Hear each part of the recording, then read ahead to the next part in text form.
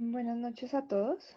Vamos a dar inicio a la charla del día de hoy que está a cargo del profesor Álvaro Cerda Sarmiento. El profe Álvaro es economista y doctor en economía y actualmente es profesor de la Facultad de la Facultad de Ciencias Económicas de la Universidad Nacional de Colombia.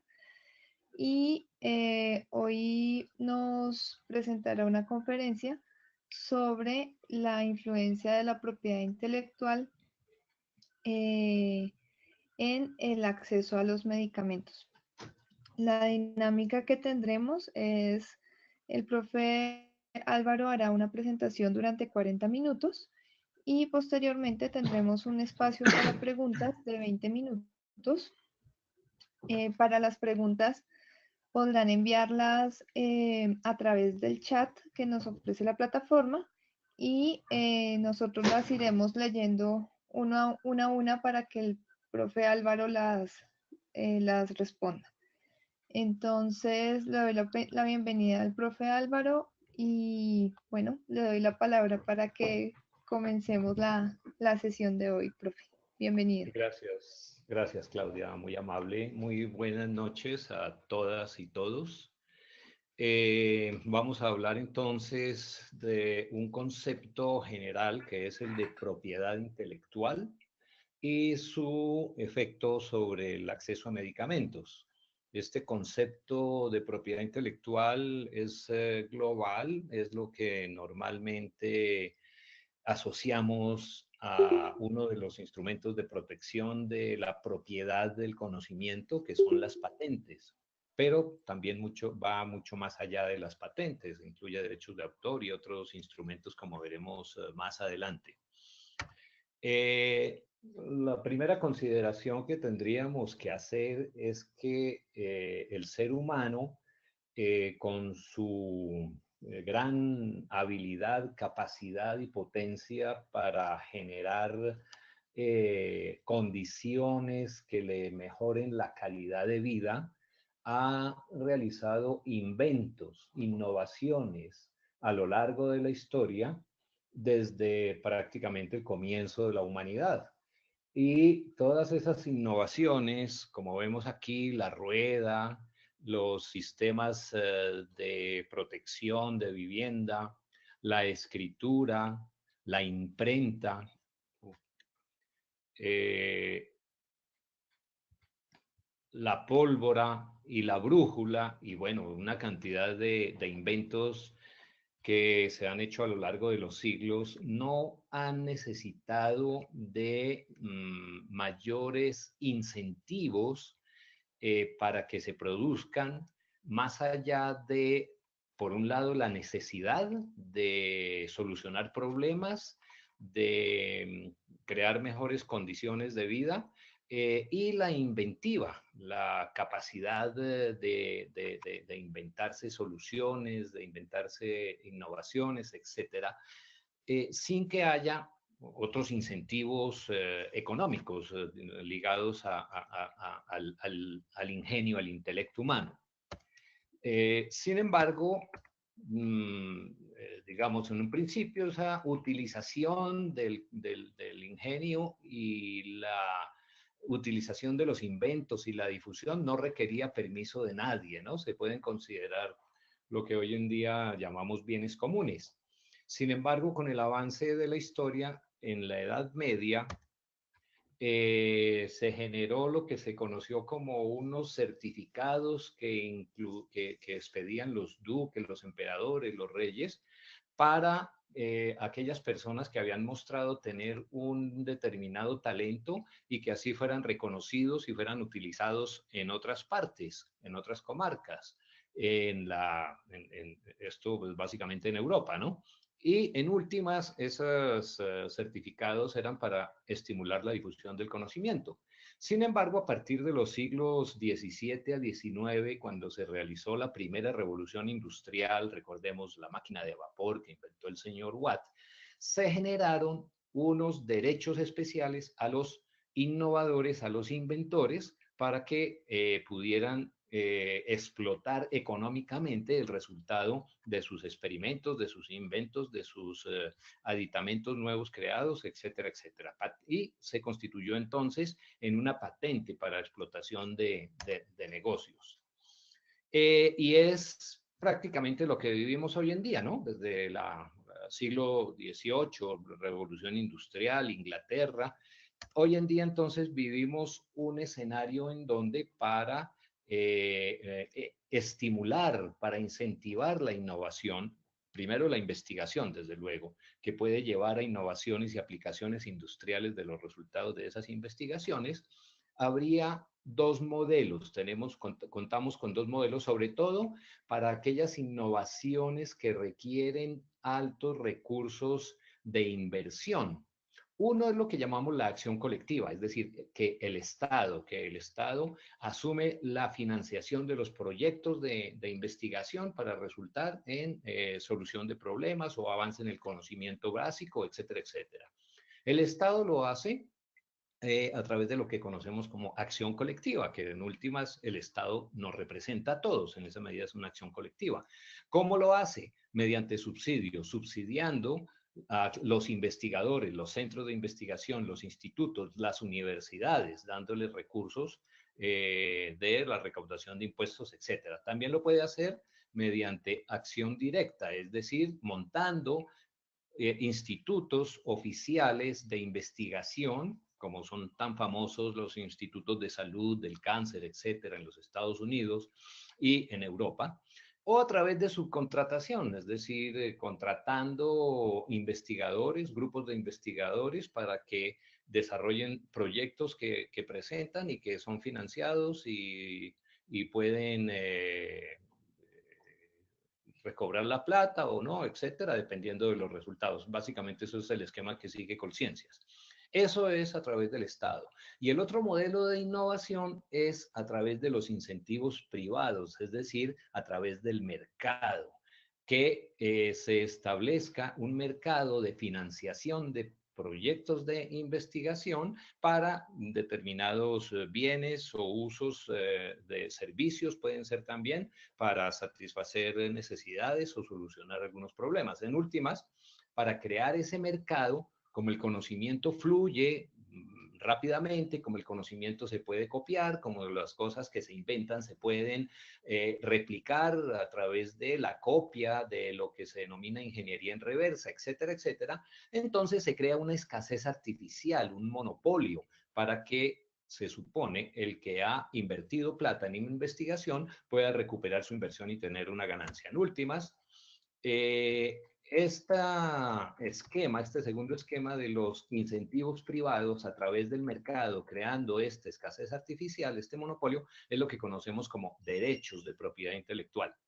Y a partir de los años 70 del siglo pasado, la sociedad, valga decir, los países desarrollados y los organismos multilaterales, han privilegiado por aquello que denominamos, que conocemos como el neoliberalismo, han privilegiado los incentivos privados, el mercado, a través para la financiación de la investigación, porque el argumento es que si el Estado lo toma, digamos, bajo su esquema, presenta unas fallas que son mayores a las fallas del mercado, ¿no? Ese es el argumento para fortalecer, para privilegiar los incentivos privados, es decir, los derechos de propiedad intelectual. Esos son los derechos de propiedad intelectual, una escasez artificial de las invenciones que alguien ha hecho para que durante un tiempo determinado pueda explotarla. Entonces, en últimas, estos derechos de propiedad intelectual tuvieron su origen como un mecanismo para facilitar la difusión del conocimiento. Sin embargo, posteriormente, en las negociaciones internacionales y por presión de las grandes compañías multinacionales, se argumentaban los derechos de propiedad intelectual. Había que respetarlos para evitar la falsificación, porque los consumidores se veían engañados con productos copia, con productos falsos que no tenían las propiedades del producto original, etcétera, etcétera.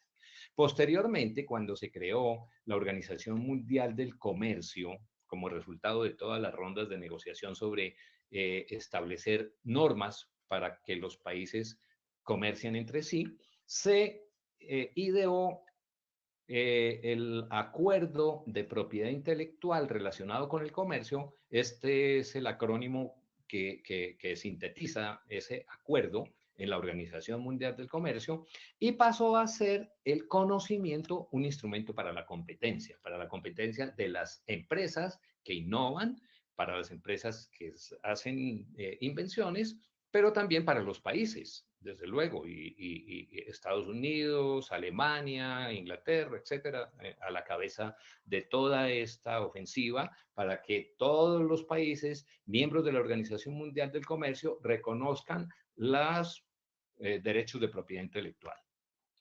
El argumento es el siguiente: si se protegen las patentes y en el caso de los medicamentos, la información no divulgada, que hace referencia a la protección de datos de prueba, los inversores, quienes hacen la investigación, pueden recuperar la inversión hecha en investigación y desarrollo, lo que garantiza que haya más inversión y se haga el descubrimiento de nuevas moléculas, nuevos medicamentos, y haya transferencia de tecnología y de conocimiento para proyectos de investigación y desarrollo en enfermedades propias de los países menos desarrollados, en general países tropicales, etcétera, etcétera, ¿no? Ese fue el argumento con que se vendió el hecho de que los países en desarrollo aceptaran las patentes en la Organización Mundial del Comercio en 1994, que fue cuando se creó.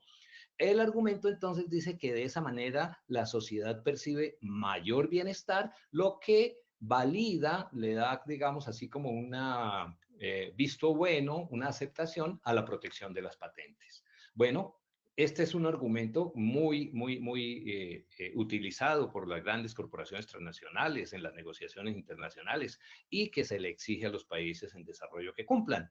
En general, a todos los países miembros de la Organización Mundial del Comercio. ¿Por qué se dice si reconocen patentes se van a desarrollar más? Pues bien, la misma Organización Mundial de la Propiedad Intelectual, que es la que rige a nivel internacional el tema, ha afirmado que no hay evidencia empírica concluyente sobre la relación entre la fortaleza de las patentes y la innovación, lo que hace difícil sacar cualquier conclusión acerca de la efectividad del sistema de patentes para incentivar las inversiones en investigación y desarrollo. La misma organización de las patentes, digamos así, reconoce que no hay evidencia que realmente este discurso de patentes, mayor bienestar, mayor crecimiento, etcétera, etcétera, sea cierto. Y más bien lo que hacen los países desarrollados y las corporaciones transnacionales es exigir a los demás países que cada vez refuercen más la protección a la propiedad intelectual. Esto algún autor lo ha denominado como patear la escalera, ¿no? Porque esos países que hoy en día son desarrollados lo llegaron a hacer sin reconocer patentes. Por ejemplo, Friedrich List en Alemania, en el siglo XIX, Gran Bretaña recomendaba el liberalismo en esa época y pateó la escalera que utilizó para crecer, decía el alemán porque les exigía que reconocieran patentes. En Estados Unidos, Alexander Hamilton en 1790 recomendó el proteccionismo industrial, que duró hasta la segunda posguerra, salvo para Japón, Surcorea, Taiwán, ¿no? Por el proteccionismo de los Estados Unidos con ellos. Alemania y Suiza no reconocieron patentes químicas en su territorio hasta la Primera Guerra Mundial. Gran Bretaña entregó a Estados Unidos de América patentes químicas que pertenecían a los alemanes, y de ahí se desarrolló una gran cantidad de la industria química prácticamente por parte de los Estados Unidos. Una autora, Sorina Khan, después de hacer una investigación, afirma que Estados Unidos se benefició por 100 años de la piratería de los copyright, de los derechos de autores, ¿no? Y ahora son los líderes en la exigencia del cumplimiento. Las consecuencias que tiene para la sociedad el hecho de que existan los derechos de propiedad intelectual y que se protejan las patentes, etcétera, es, bueno, por un lado, el argumento de que los derechos de propiedad intelectual son una institución social, un convenio social que concede privilegios a cambio de beneficios, le concede privilegios a los que patentan y la sociedad recibe beneficios. Sin embargo, el costo para los consumidores es que de todos esos bienes que están patentados, durante el tiempo que dure la patente hay mayores precios y desde luego menor cantidad de la que hubiera existido si el mercado fuera abierto, si fuera, digamos así, un mercado competitivo, no un mercado monopólico protegido por una patente. Para los productores cabe la responsabilidad social, es decir, la ética de los negocios, la ética de las organizaciones, esto que está tan en boga hoy en día, ¿no? Fijar precios justos, que los inventos sean pertinentes, que haya disponibilidad de los productos, transmisión del conocimiento y que obedezca necesidades públicas. Los hechos muestran que estos derechos de propiedad intelectual pues han redundado en algunos beneficios, pero también en abusos, ¿no? Por ejemplo, la gran pregunta, ¿en dónde están los medicamentos que se prometieron se iban a desarrollar cuando obligaron a los países en desarrollo a que reconocieran patentes en la negociación de la Organización Mundial del Comercio? En este gráfico se muestra cómo los medicamentos aprobados por la FDA entre 1995 y 2003 cayeron en picada, mientras que simultáneamente las inversiones en la investigación supuestamente estaba creciendo. El problema aquí de saber el costo real o el monto real de las inversiones e investigaciones que los laboratorios farmacéuticos, como bien se sabe, no revelan cuáles son sus costos reales de investigación y de producción. Y ¿en dónde están los medicamentos prometidos? Lo vemos cuando examinamos un poco qué es lo que se investiga, ¿no? Aquí hay un estudio de un instituto norteamericano en donde, de acuerdo con las categorías de la FDA de los Estados Unidos, en la categoría, uy, esto se corrió, en la categoría 1A, que son los medicamentos con aporte terapéutico importante, en un periodo que no tengo aquí en el momento, se aprobaron 41 medicamentos, un porcentaje del 16% aquí está el periodo, del total de medicamentos nuevos aprobados entre 1992 y 2003, que fueron 258, solo 41 tenían aporte terapéutico importante, es decir, un 10%, mientras que un aporte modesto, 80 medicamentos que correspondían al 31%, un aporte escaso o nulo, 137, más de la mitad de los medicamentos que se fueron aprobados por la FDA no tenían un aporte terapéutico realmente importante, nulo. Sin embargo, las patentes han seguido creciendo. Este gráfico nos muestra la evolución del número de solicitudes mundiales de patentes entre 1985 y 2012. Fíjense ustedes que entre 1985 y el 1994 el rango era entre 700.000 y 1.100.000 de patentes solicitadas, pero a partir de la aprobación de los ADPIC, del Acuerdo de Propiedad Intelectual relacionado con el comercio en la Organización Mundial del Comercio, la solicitud de patentes se dispara, ¿no? Se dispara porque ya había pues toda la garantía de que iban a ser reconocidas y que era la fuente de negocio en el futuro. La configuración internacional del sistema de propiedad intelectual, entonces, como les decía al comienzo, no son solo patentes, hay una cantidad de instrumentos que protegen la propiedad intelectual, es decir, que protegen los avances del conocimiento.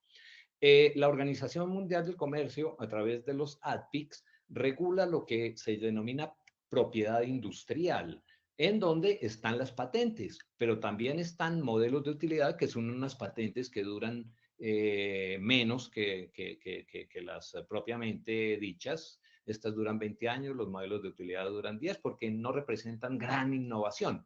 Los secretos industriales también se encuentran acá dentro de los instrumentos de protección. Diseños industriales que obedecen a la forma de los productos, protege la forma de los productos, de los diseños de las mesas, por ejemplo, de los computadores, etcétera, la forma externa.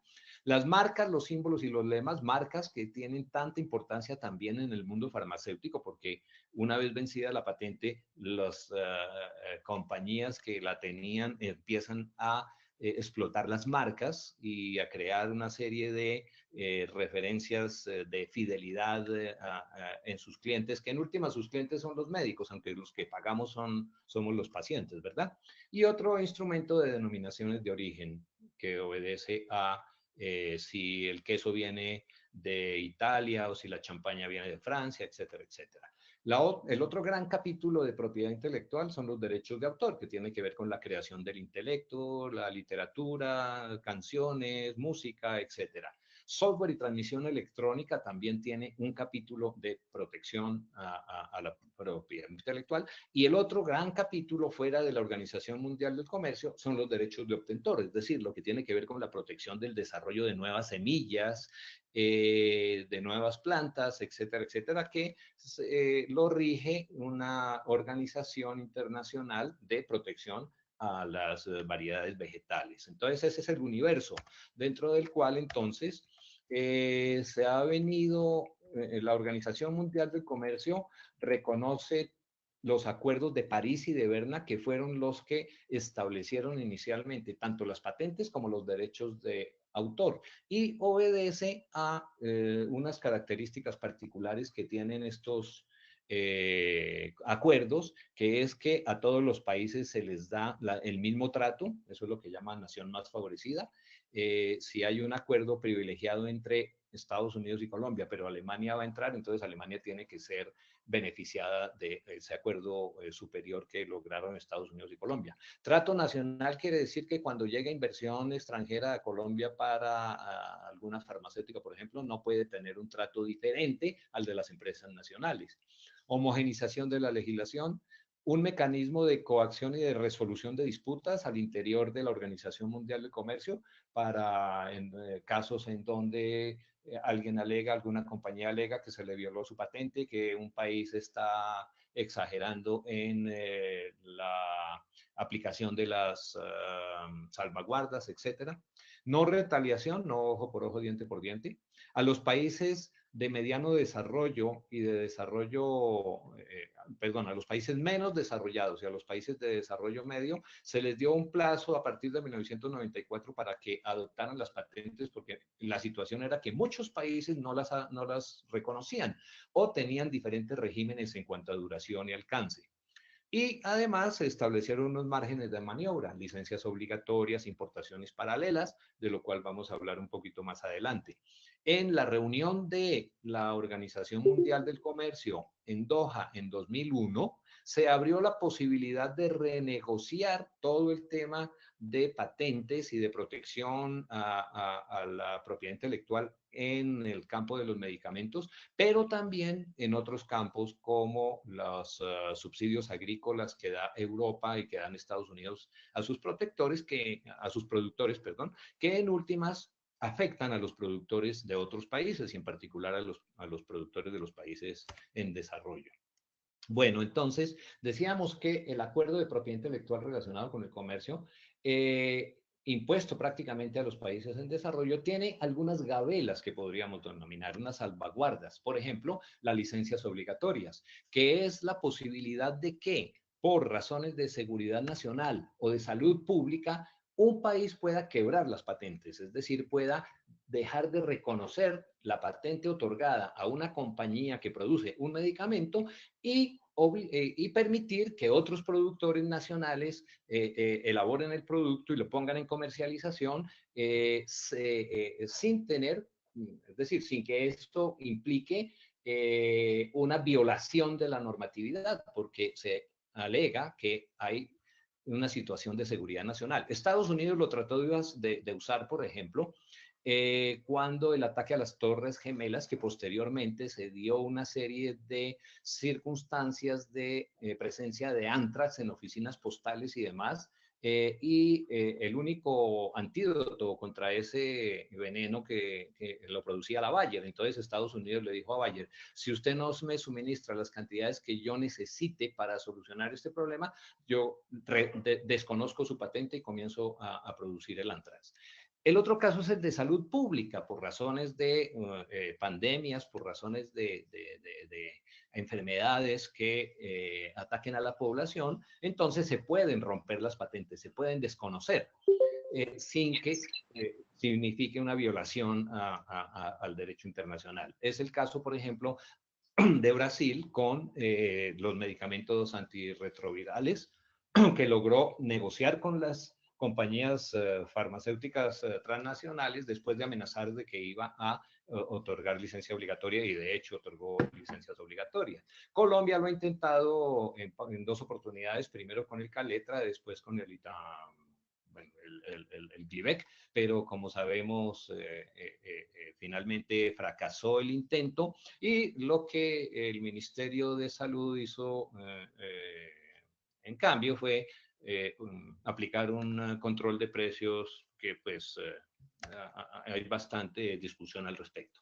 Ese es entonces uno, licencias obligatorias. La otra salvaguarda es la de importaciones paralelas, que es la posibilidad de que un país importe de otro país el mismo producto que está patentado, pero que se está vendiendo más caro en el país y por razones de salud pública, etcétera, etcétera, puede permitir patentes de esos otros países en donde está más barato para venderlo por debajo del precio que lo vende el titular de la patente en el país, sin que tampoco sea una violación de la legislación internacional. Es el caso de Sudáfrica también con los medicamentos contra el SIDA.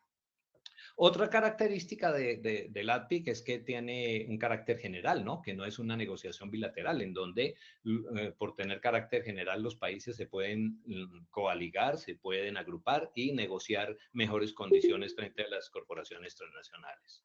Bueno, les decía entonces que en Doha hubo una cumbre ministerial en el 2001, en donde justamente por una demanda que 39 corporaciones transnacionales habían hecho a Sudáfrica de que estaba violando los patentes por hacer importaciones paralelas.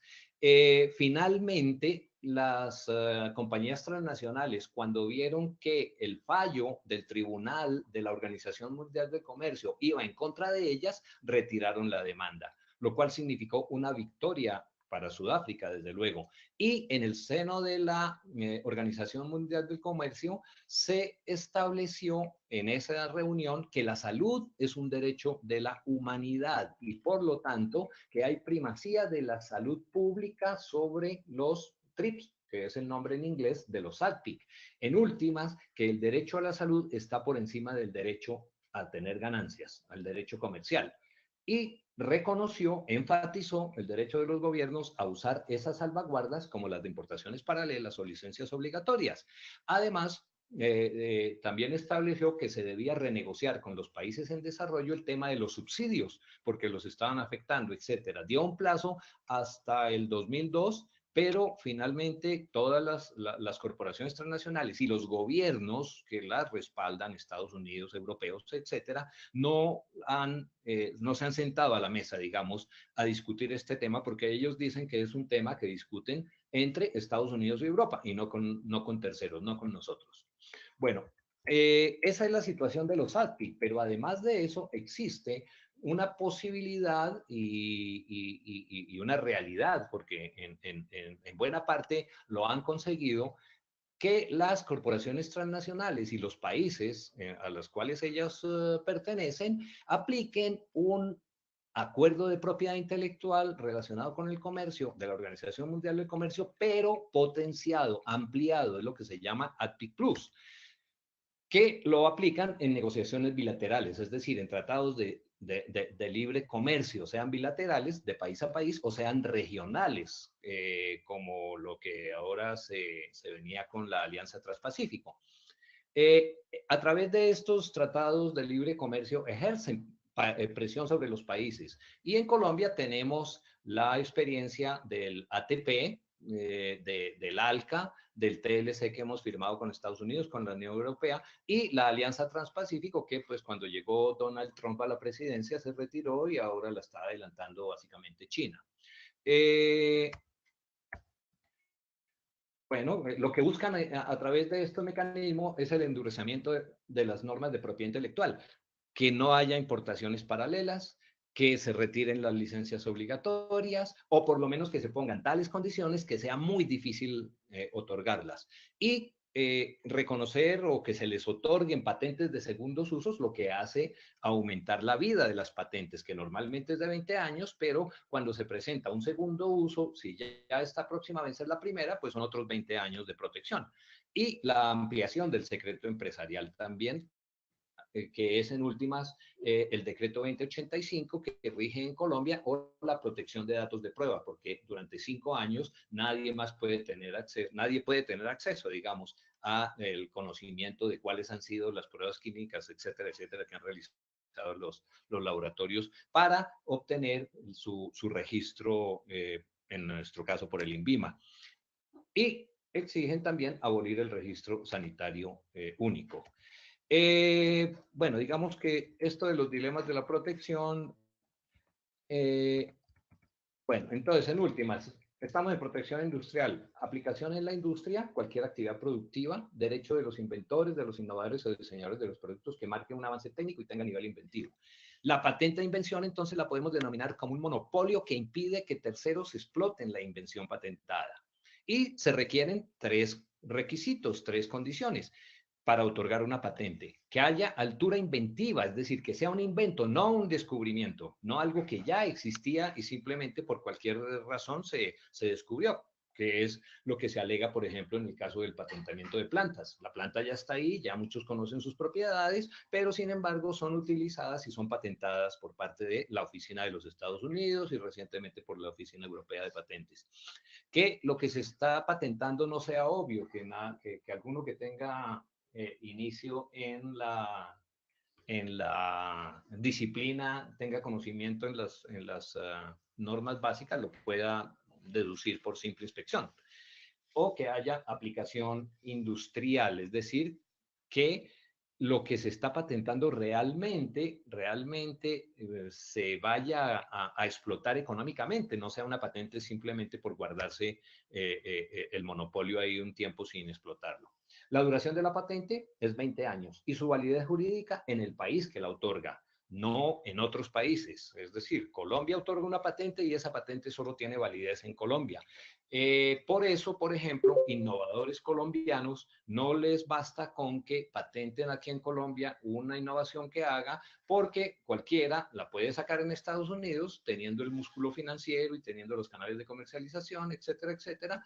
Por lo tanto, también tiene que patentar en Estados Unidos, en Europa, etcétera, etcétera, lo cual hace supremamente costoso el proceso de patentamiento y venido desde los países en desarrollo, pues sabemos cuáles son las dificultades. Y ha habido muchos abusos, ¿no? Desde luego, hay abusos en el hecho de que se mantenga información bajo secreto. En la industria farmacéutica constituye una limitación al derecho a la salud, al acceso a los medicamentos. Hay lo que se llaman patentes perennes, es decir, que cuando se van a vencer sacan un medicamento similar que llaman Me Too y entonces esa patente se alarga por otros 20 años. Hay una serie de enfermedades huérfanas, como sabemos, en las cuales no se investiga porque no hay mercado, porque no significa ganancias. Y los precios, desde luego, ¿no? Bueno, y en otros campos también existen abusos de patentes, en la microelectrónica, el patentamiento de formas vivas, lo que ya hablamos de novedad, en la biopiratería de nuestros recursos naturales, del conocimiento de nuestras comunidades ancestrales, etcétera, y las barreras al acceso al conocimiento que se establecen con los copyrights sobre las bases bibliográficas y bases de datos, lo cual encarece el acceso a revistas, a publicaciones periódicas, etcétera, etcétera. Y anteriormente que el Tratado de Libre Comercio con los Estados Unidos y con Europa es un ejemplo de ADPIC Plus. Ellos intentaron imponer condiciones mucho más profundas, mucho más amplias, mucho más fuertes de lo que hay en la Organización Mundial del Comercio. Afortunadamente, por participación de la sociedad civil, guiada por el episcopado, etcétera, se logró que todo lo que había otorgado el gobierno colombiano, desafortunadamente, en la negociación, se frenara de alguna manera, ¿no? Entre eso estaba una demora irrazonable, una compensación por demoras irrazonables a juicio del titular en la duración de la patente. Si el INVIMA se demora demasiado, entonces, o si la Superintendencia de Industria y Comercio, que es la que otorga patentes en el país, se demora demasiado, entonces que le compensen ese tiempo, era el argumento. Que exista un vínculo entre el hecho de registrar el medicamento y otorgar la patente, la protección de datos de prueba que se conservó, se esperaba que en la negociación del Tratado de Libre Comercio se echara para atrás, porque había sido una condición impuesta por Estados Unidos para que nos dieran las aranceles preferenciales por el hecho de que estamos y seguimos luchando contra el narcotráfico, y incluían observancias de nuevas exigencias de cumplimiento. Bueno, digamos, para avanzar un poco, digamos que todo este esquema de protección a la propiedad intelectual y su reforzamiento se expresa muy bien en la diferencia de precios entre un medicamento patentado y un medicamento con patente vencida, un genérico de marca y un genérico sin marca. Si consideramos que el medicamento con patente vigente tiene un precio de 100, cuando vence la patente, inmediatamente baja alrededor de 44 pesos, por poner unidades monetarias. Es decir, mientras dura la patente y no hay competencia, el laboratorio está cobrando 2.3 veces ese medicamento. El genérico corresponde a 5.6 veces el precio del medicamento patentado.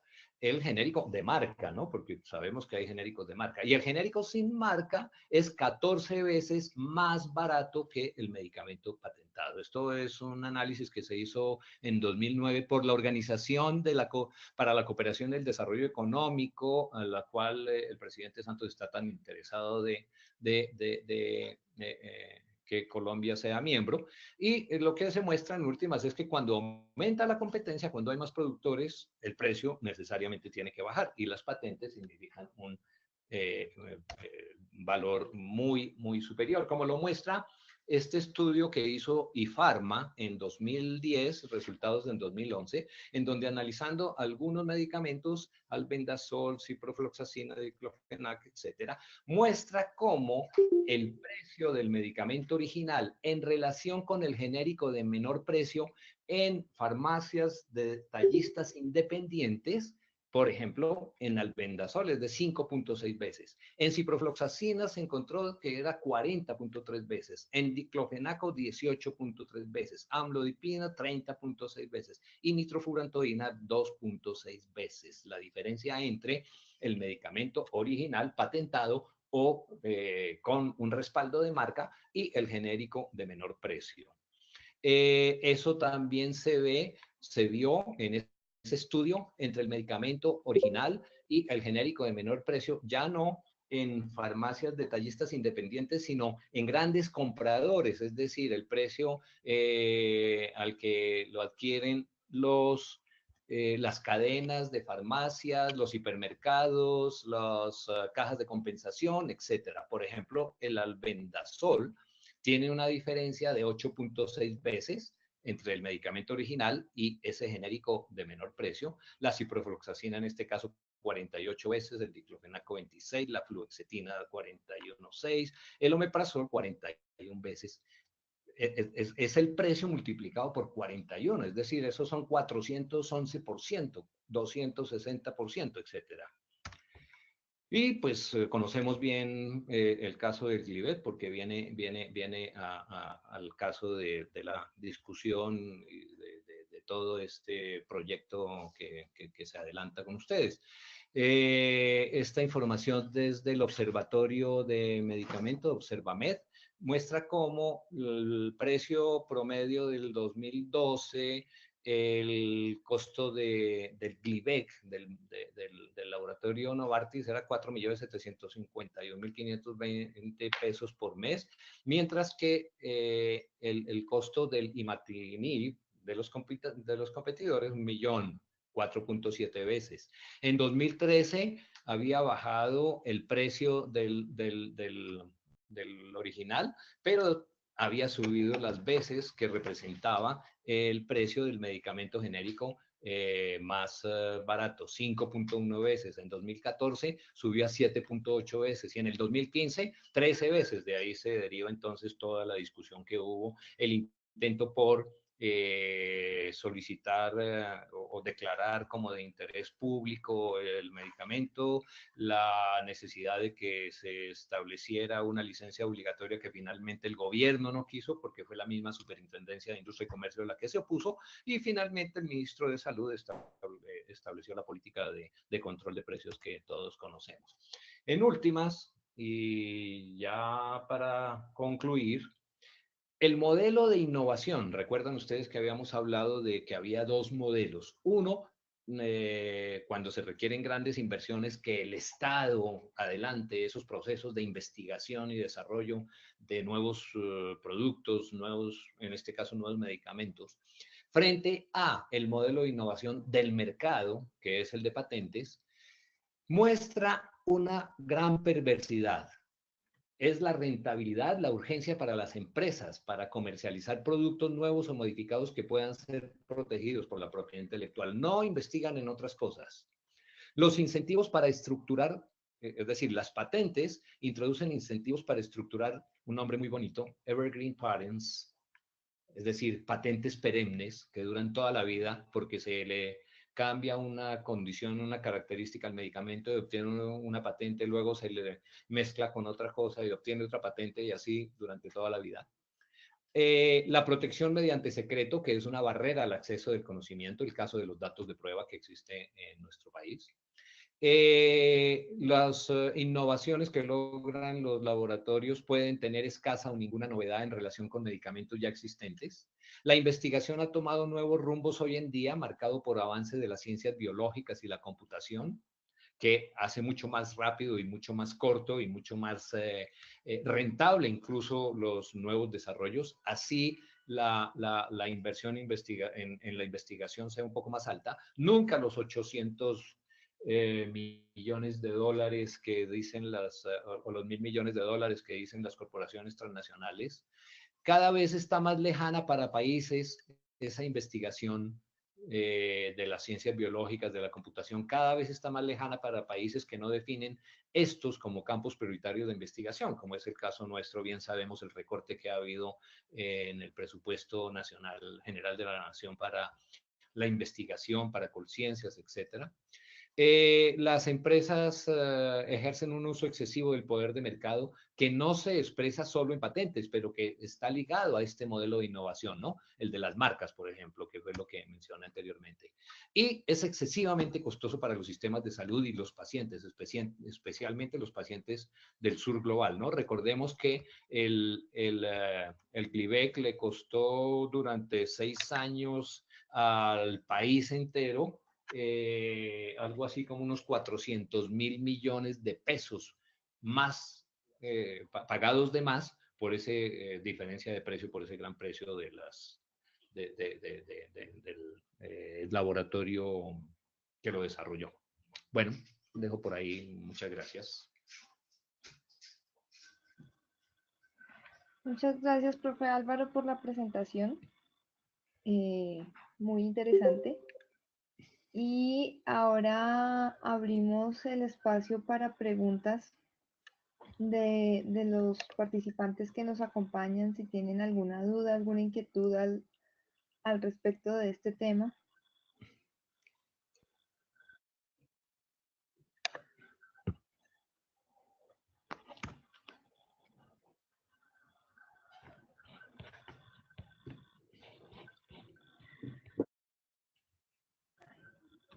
Tenemos una pregunta de Juan Sebastián Sánchez. Él quisiera saber cuál es la relación que existe entre la protección mediante secreto y los datos de prueba. ¿Mediante secreto? Sí. Prácticamente es lo mismo, porque en últimas a lo que se obliga el país con la protección de los datos de prueba es a que digamos, investigadores que puedan estar interesados en conocer la manera como fue desarrollado en el medicamento, sus pruebas clínicas, etcétera, no lo puedan hacer. Y por lo tanto, no podrían tampoco utilizar esos instrumentos para adelantar sus mismas pruebas, sus propias pruebas, y utilizarlos en la solicitud de un registro tan pronto venza la patente, ¿no? El tema es que la patente dura 20 años. Se vence en el 12º mes del año 20 y al día siguiente un laboratorio o cualquier investigador que haya, cualquier instituto que haya estado investigando ese mismo principio activo puede sacar a comercializarlo, pero obviamente que no puede salir a comercializarlo sin antes tener el permiso del registro sanitario, etcétera, para lo cual le exigen una cantidad de condiciones entre las cuales están los ensayos clínicos y las pruebas que haya hecho, que buena parte de esos son los que ha hecho el laboratorio original, digámoslo así. Entonces, en última, significa que la patente se demora no los 20 años, la vida útil de la patente viene a ser no los 20 años que está protegida, sino los 5 adicionales durante los cuales ha estado guardado como secreto, porque no ha habido acceso a ese conocimiento, los datos de las pruebas que ese mismo laboratorio realizó. En últimas, es un artificio para alargar la protección de las patentes por el secreto con que se guarda la información que ha presentado el laboratorio original para obtener su registro de comercialización, su registro sanitario.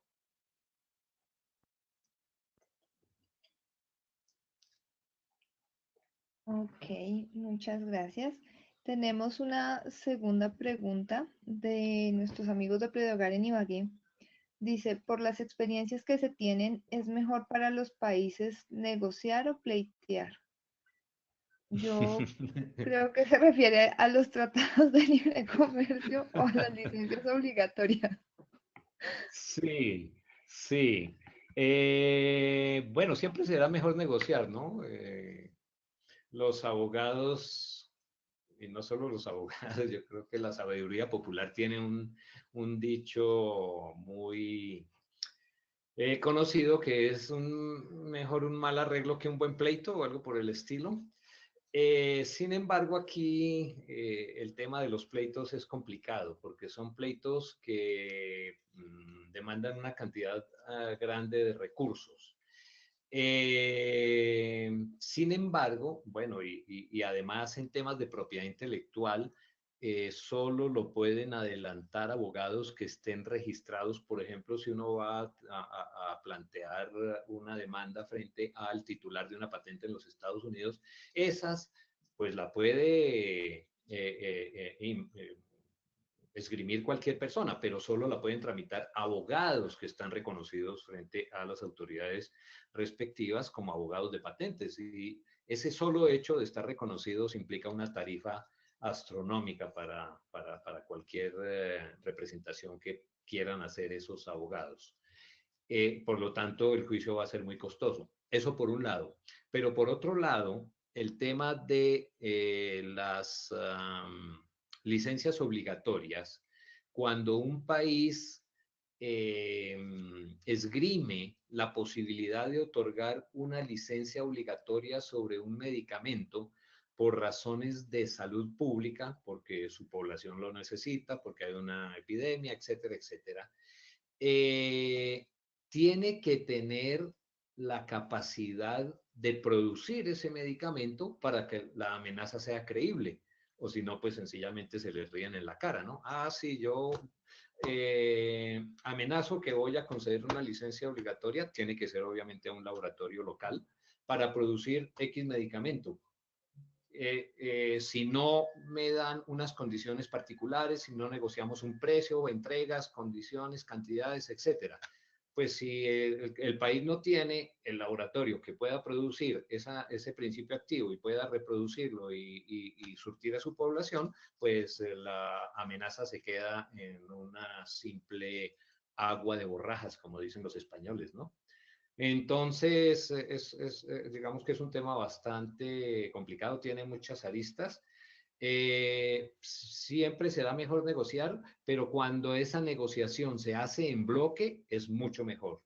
Me refiero a que si varios países se unen, por ejemplo, para conseguir mejores condiciones, establecen lo que se ha establecido en la Organización Mundial de la Salud y en algunas regiones, unos bancos de medicamentos, unos fondos para adquisición de medicamentos claves para atender determinados problemas de salud, etcétera, etcétera, pues son mecanismos que sin duda pues, pueden llegar a buenos resultados de manera más rápida y más efectiva, sobre todo de mejor cubrimiento para la población que otro tipo de esquemas.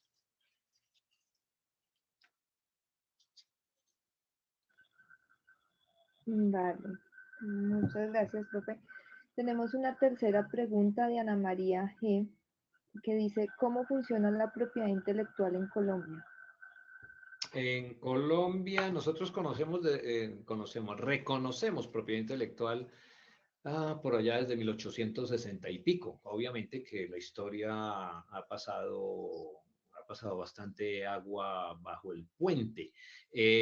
Hasta la constitución de la Organización Mundial del Comercio y el acuerdo de propiedad intelectual, el ADPIC, Colombia no reconocía patentes sobre producto, sino sobre proceso, de tal manera que quedaba mucho más fácil brincarse una patente porque se producía el mismo medicamento o el mismo producto, el mismo artificio, diciendo que había sido por otro proceso, ¿no? Entonces, no por el patentado. Y de esa manera entonces podíamos desarrollar capacidades de investigación y de innovación mediante la copia, como lo hizo Japón, como lo hizo Alemania, Estados Unidos, lo que ya vimos anteriormente. Sin embargo, el hecho de pertenecer a la organización, bueno, y existía la comunidad, o existe todavía la comunidad andina que tenía en ese momento un reglamento de propiedad intelectual en donde se reconocían apenas 12 años, creo 10 o 12 años, patente no sobre producto, sino sobre proceso. No se otorgaban patentes a plantas y una cantidad de condiciones que buscaban el desarrollo propio del conocimiento, desarrollo de capacidades de investigación, de innovación, para que desarrolláramos una industria, como de hecho alcanzamos a desarrollar países latinoamericanos, México, Chile, Argentina y Colombia, alguna industria farmacéutica de cierto significado, que es la base de lo que hoy es nuestra industria de producción de medicamentos y básicamente de genéricos. Sin embargo, cuando entró en vigencia la Organización Mundial del Comercio y el ADPIC, hubo que cambiar la reglamentación de la comunidad andina y entrar dentro de la onda de la Organización Mundial del Comercio. En últimas, entonces, como todos los países que quieran comerciar entre ellos tienen que pertenecer a la Organización Mundial del Comercio, el primer requisito es reconozca ADPIC, firme el acuerdo. Por lo tanto, todos estamos en las mismas normas de los restos de países, con los 20 años de duración de las patentes, obviamente con las gabelas de las licencias, obligatorias, importación paralela, etcétera, etcétera. Y además con cierta posibilidad que tendría el país de diseñar una política de protección a la propiedad intelectual con algunas márgenes de maniobra que permite el marco general. Sin embargo, como bien sabemos, nuestros gobernantes y tecnócratas son más papistas que el Papa y quieren cumplir y hacer la tarea al pie de la letra. Lo que se vio muy claramente en la negociación del Tratado de Libre Comercio con Estados Unidos, en donde ni siquiera presentamos propuestas, simplemente nos atuvimos a discutir, mejor dicho, a aceptar lo que Estados Unidos había puesto sobre la mesa. Gracias, profe. Y tenemos una última pregunta de Amanda Castro, que consulta sobre cómo y dónde se puede realizar el trámite de registro de una marca de un medicamento. Marcas tiene que ver, bueno, el INVIMA es la entidad, la institución que en Colombia reglamenta y vigila y expide las licencias, lo que se llaman los registros sanitarios para la comercialización de medicamentos, ¿no?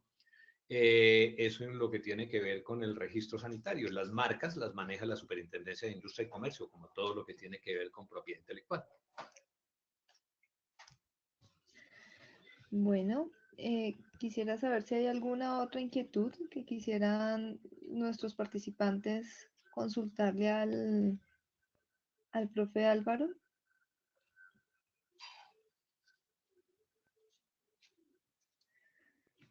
Bueno, profe, parece que no hay más dudas al Bueno, respecto. Claudia, espero Entonces, que haya sido lo suficientemente clara la presentación y de todas maneras, pues tú tienes mi correo electrónico, de pronto se le podría dar a las personas por si están interesadas en hacer alguna consulta directa. claro que sí. ¿El profe me lo puede dictar?